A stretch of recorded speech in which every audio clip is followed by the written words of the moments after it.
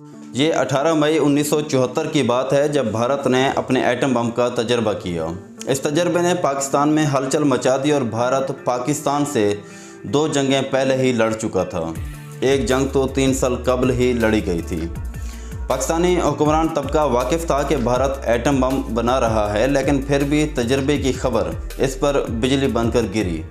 اسے محسوس ہو گیا کہ ایٹم بم بنا کر بھارت نے خطے میں طاقت کا توازن مکمل طور پر اپنے حق میں کر لیا ہے۔ گویا پاکستان کی سالمیت و بقا کو سنگین خطرات لاحق ہو گئے۔ اب طاقت کا توازن اسی وقت بحال ہو سکتا تھا جب پاکستان بھی ایٹم بم بنا لے۔ اس وقت کے وزیر اعظم ذوالفقار علی بھٹو کی حکومت نے فوراً پاکستانی ایٹمی منصوبے پر کام شروع کر دیا۔ بھارت صرف برطانیہ، امریکہ اور کینیڈا کے تعاون سے ایٹمی قوت بن پایا، کیونکہ تمام بھارتی ماہرین طبیعیات اور انجینئرز نے برطانیہ اور امریکہ کی یونیورسٹیوں میں تعلیم پائی تھی اور وہ وہاں ایٹمی ری ایکٹرز پر کام بھی کر چکے تھے، اس لیے انہیں کافی تجربہ بھی حاصل ہو چکا تھا۔ 1954 میں کینیڈا نے بھارت کو ایک ہیوی واٹر بریڈر ری ایکٹر فراہم کر دیا جو کہ ممبئی میں لگایا گیا۔ یہ ری ایکٹر 40 میگا واٹ بجلی پیدا کرتا ہے اور اہم ترین بات یہ ہے کہ اس میں یورینیم 238 بطور ایندھن استعمال ہوتا ہے۔ ری ایکٹر میں استعمال کے بعد یورینیم کی اس قسم سے ری پروسیسنگ پلانٹ میں پلوٹونیم تیار کیا جاتا ہے جیسے ایٹم بم بنتا ہے۔ اور سب سے زیادہ دلچسپ بات یہ ہے کہ 1938 میں جرمن سائنسدانوں نے دریافت کیا کہ یورینیم سے وسیع پیمانے پر تباہی پھیلانے والا ایک ایٹم بم بن سکتا ہے۔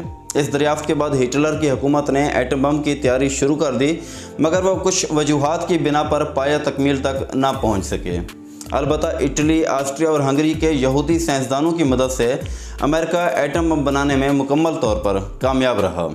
ایٹم بم کا میٹیریل حاصل کرنے کے 2 بنیادی طریقے ہیں۔ نمبر 1 گیس سینٹریفیوج اور نمبر 2 بریڈر ری ایکٹر، جس کے ساتھ ری پروسیسنگ پلانٹ کے ساتھ سینٹریفیوج طریقہ کار میں یورینیم آکسائڈ سے یورینیم 235 کو الگ کیا جاتا ہے۔ پھر یورینیم 235 ایٹم بم بنانے میں کام آتا ہے۔ ماضی میں کم از کم 50 کلو یورینیم 235 سے ایٹم بم بنتا تھا، لیکن اب جدید ٹیکنالوجی کی مدد سے 15 سے 20 کلو یورینیم 235 کے ذریعے بھی ایٹم بم آسانی سے بن جاتا ہے۔ ایٹمی ری ایکٹر وہ بہت بڑا آلہ ہے جس میں یورینیم سے توانائی حاصل کی جاتی ہے اور ایٹمی بجلی گھر بھی یہی ری ایکٹر چلاتے ہیں۔ جب وہ توانائی پیدا کریں تو اس سے ٹربائنز چلا کر بجلی پیدا کی جاتی ہے۔ بھارت میں یورینیم کی کانیں پائی جاتی ہیں، چنانچہ کینیڈا سے ملے ری ایکٹر میں بھارتی یورینیم استعمال ہونے لگا۔ اس میں بھاری پانی توانائی پیدا کرنے میں استعمال ہوتا تھا اور یہی بھاری پانی بھارت کو امریکہ نے فراہم کیا تھا۔ جبکہ قابل ذکر بات یہ ہے کہ کینیڈا اور امریکہ نے بظاہر پرامن مقصد کے لیے یہ ری ایکٹر بھارت کو فراہم کیا کہ وہ اس سے بجلی بنا سکے، لیکن حقیقت میں اس کا مقصد بھارت کو ایٹمی طاقت بنانا تھا۔ اس دعوے کا سب سے بڑا ثبوت یہ ہے کہ اس ری ایکٹر میں استعمال شدہ یورینیم سے پلوٹونیم بنانے کی خاطر ری پروسیسنگ پلانٹ ایک امریکی company vitro corporation of America نے بھارت کو فراہم کیا۔ ظاہر ہے امریکی حکمران طبقے کی عشیر بات سے ہی امریکی ساختہ ری پروسیسنگ پلانٹ بھارت کو فراہم کیا گیا۔ یہ پلانٹ ممبئی میں مارچ 1961 عیسوی سے جون 1964 عیسوی کے عرصے میں مکمل ہوا۔ وہاں جلد ہی استعمال شدہ یورینیم کو پلوٹونیم میں بدلنے کا کام شروع ہو گیا۔ 1969 سے 1972 کے درمیان بھارت نے ممبئی میں ہی روس کے تعاون سے پلوٹونیم کو بطور ایندھن استعمال کرنے والے چھوٹے چھوٹے ری ایکٹرز تعمیر کر لیے۔ ان کی مدد سے بھارتی ماہرین پلوٹونیم کی قیمتی معلومات سے آگاہ بھی ہوئے اور سب سے بڑھ کر انہوں نے جانا کہ پلوٹونیم کے لیے ایسا ایٹم بم کیسے بن سکتا ہے۔ چنانچہ 28 مئی 1974 کو بھارت نے جو پہلا ایٹم بم چلایا وہ پلوٹونیم کا ہی تھا۔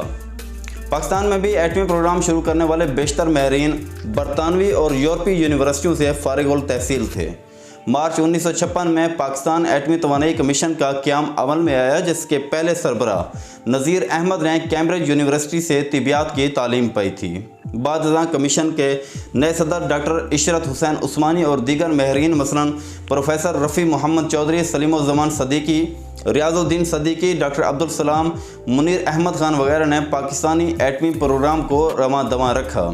1965 میں امریکہ نے پاکستان کو بھی ایک چھوٹا سا ری ایکٹر فراہم کر دیا، مگر اس میں افزودہ یورینیم بطور ایندھن استعمال ہوتا تھا۔ یہ ری ایکٹر پاکستان میں جوہری سائنس پر تحقیق کرنے والے ادارے اسلام آباد میں نصب کیا گیا۔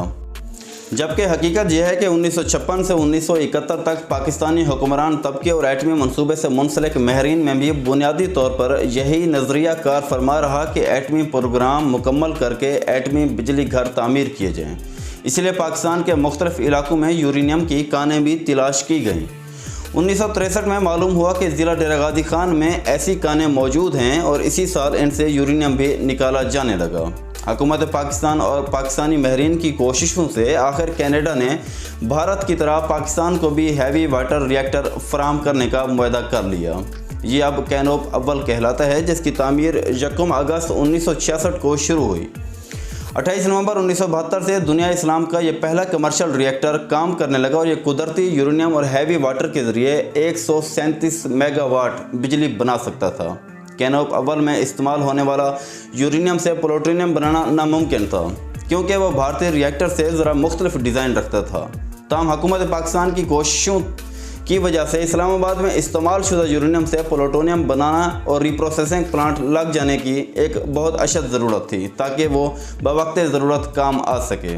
भारत ने एटमी धमाका किया तो पाकिस्तानी इस्टेब्लिशमेंट को शिद्दत से एहसास हुआ कि दुश्मन का मुकाबला करने की खातिर जल्द अज जल्द एटम बनाना इंतहाई अशद ज़रूरी था।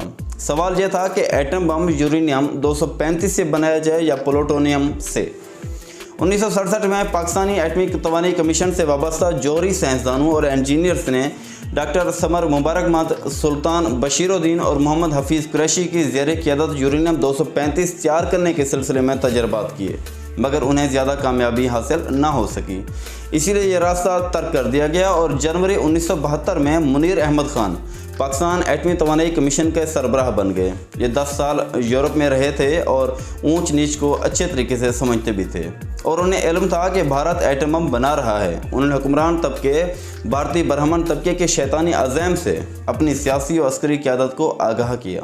तवील बहस व मुबाहिस के बाद आखिर फैसला हुआ कि पाकिस्तान को भी प्लूटोनियम से एटम बम बनाने की कोशिशें शुरू करनी चाहिए। चुनांचे इस्लामाबाद में रिप्रोसेसिंग प्लांट की तामीर का फैसला हुआ, जहां यूरेनियम 238 से प्लूटोनियम हासिल किया जाना था। पाकिस्तानी एटमी तवानाई कमीशन ने बरतानिया और फ्रांस की कंपनियों से रब्ता किया, मगर उनकी शर्त यह थी कि प्लांट बैनुल अक़वामी एजेंसियों की ज़ेर निगरानी में रहेगा। ये शर्त सिर्फ बेल्जियम की कंपनी बेल्गनोरो कैलरी ने नहीं लगाई, बल्कि और भी काफ़ी सारी कंपनियों ने लगाई थी।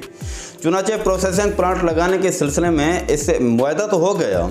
मार्च 1973 में एटमी तवानाई कमीशन के 3 माहिरीन अब्दुल मजीद चौधरी, खलील कुरैशी और ज़फ़रुल्लाह खान बेल्जियम के शहर मौल पहुंच चुके थे।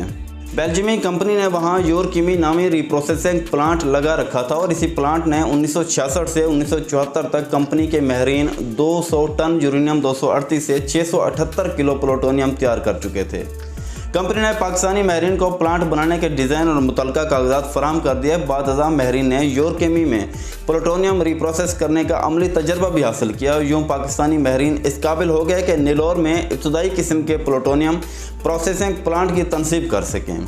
इस प्लांट में माहिरीन एक साल में 10 से 20 किलो प्लूटोनियम तैयार कर सकते थे और ये प्लूटोनियम 2 एटम बम बनाने के लिए इंतहाई काफ़ी था। लेकिन पाकिस्तानी हुकूमत जल्द अज जल्द एटम बम बनाना चाहती थी, जबकि भुट्टो साहब और पाकिस्तान अफवाज की क़यादत को परेशानी थी कि प्लूटोनियम से एटम बम बनाते हुए कई साल लग जाएंगे।